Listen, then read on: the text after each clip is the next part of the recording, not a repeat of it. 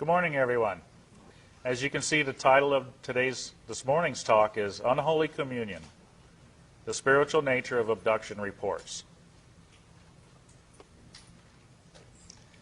Before we start into this, I must give you a warning. Whenever I share this talk, I share this warning. It's important. The following information may change your preconceived notions of the alien abduction experience.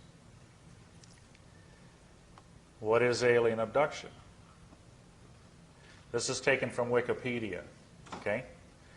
The terms alien abduction or the abduction phenomenon describe subjectively real memories of being taken secretly and or against one's will by apparently non-human entities and subjected to complex physical and psychological procedures.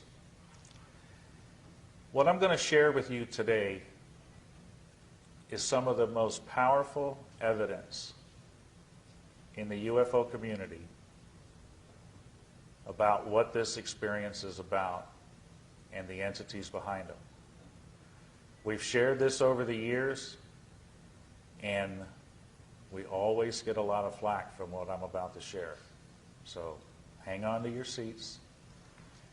The way that I start with this is I have to take you back to where I started, because this has been a long process of 15 years to get to this point, and I want to share with you how we got here, because it's a sequence of events that you'll see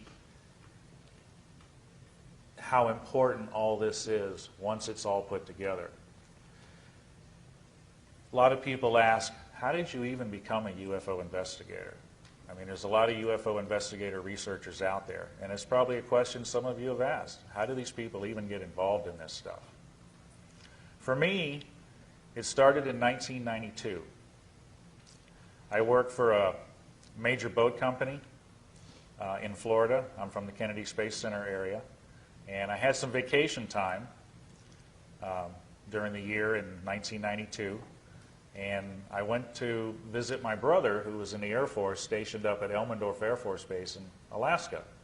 And I had a week's time off that I could go up there and visit with him. I took my son with me, and my mom went with me. And we went up to visit and have a good time, see the sights. But it's a 10-hour flight out of Orlando, Florida, to go to Alaska. That's a long time on a plane. I needed something to read to keep me occupied. While we were in the airport, I went to the little bookstores they have in the airport, magazines, books, snacks, things like that. I browsed through the magazines. I didn't see anything really that caught my attention. I'm not much into sports and politics and all that.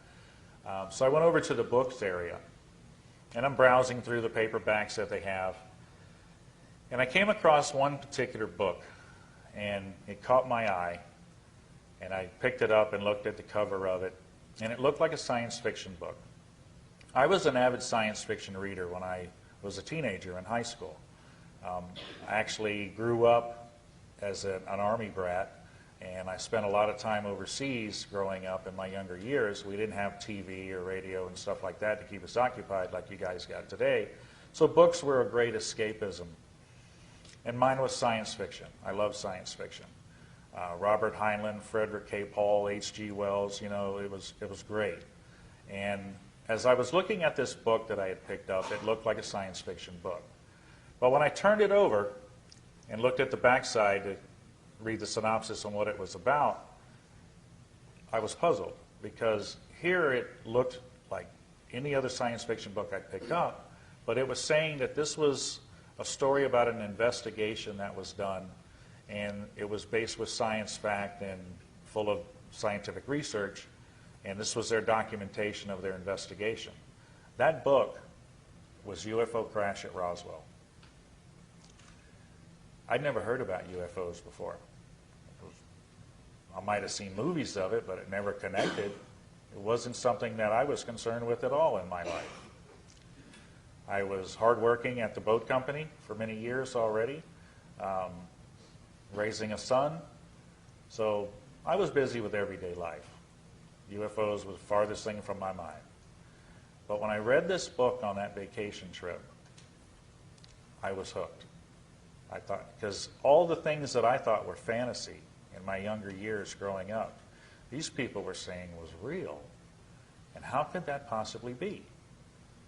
So I had to know more. When I got back from the trip,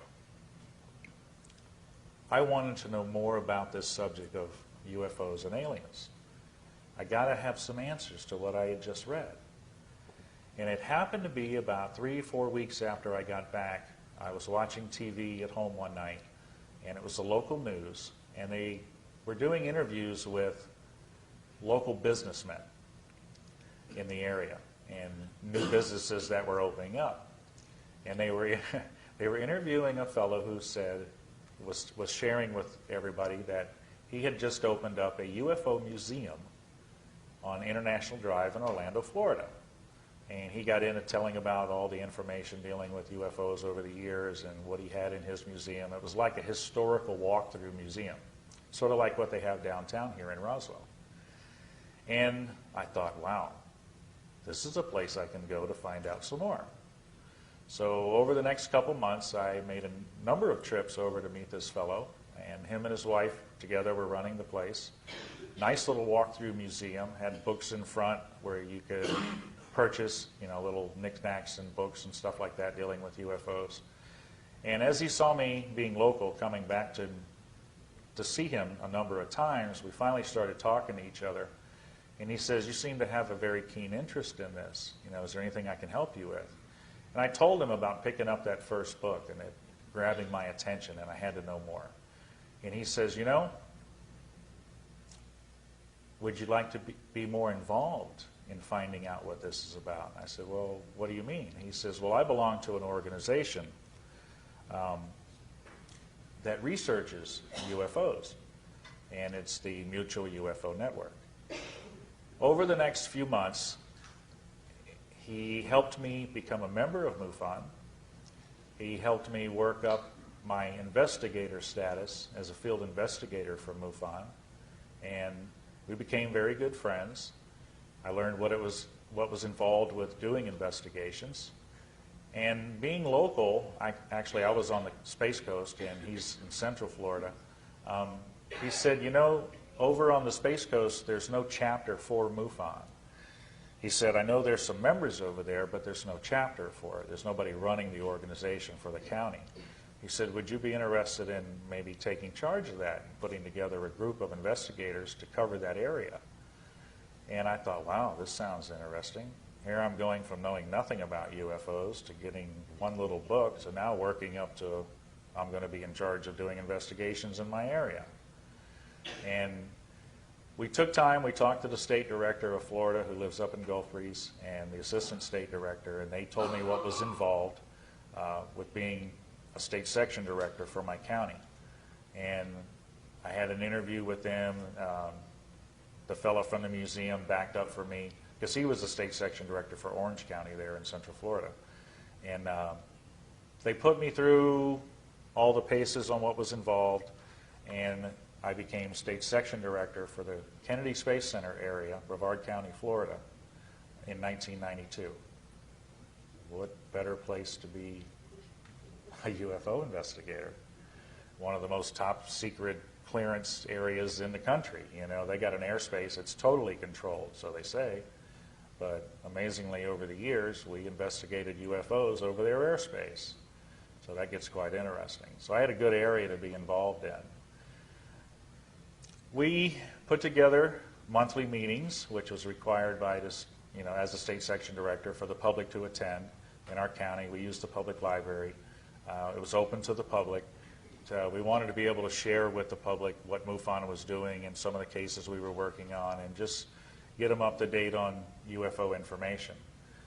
I also had to put together a team of investigators, and it wasn't long before I had 5 good field investigators working under me.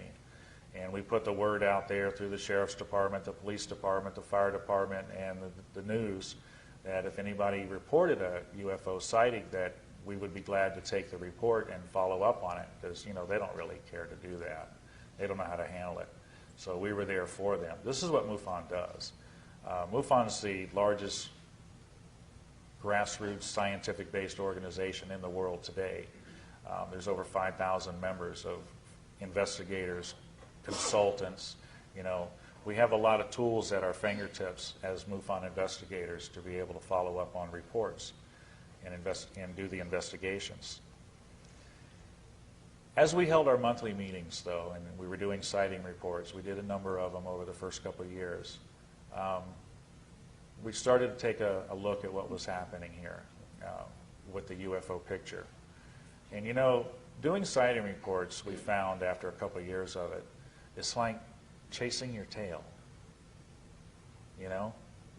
How many sighting reports is it going to take till we figure out what this is? They've been going on since the 40s and 50s. They still don't have an absolute answer to what this phenomenon is about. And looking at the people coming to our meetings, we were hearing stories from people who were saying they were abductees or contactees. And we started listening to them, and they were saying that they had been in contact with these entities that are behind the UFO sightings. Well, we talked about this as investigators, and we said, you know, we can continue to do sightings forever. They've been going on forever, and we may never get to the truth with them.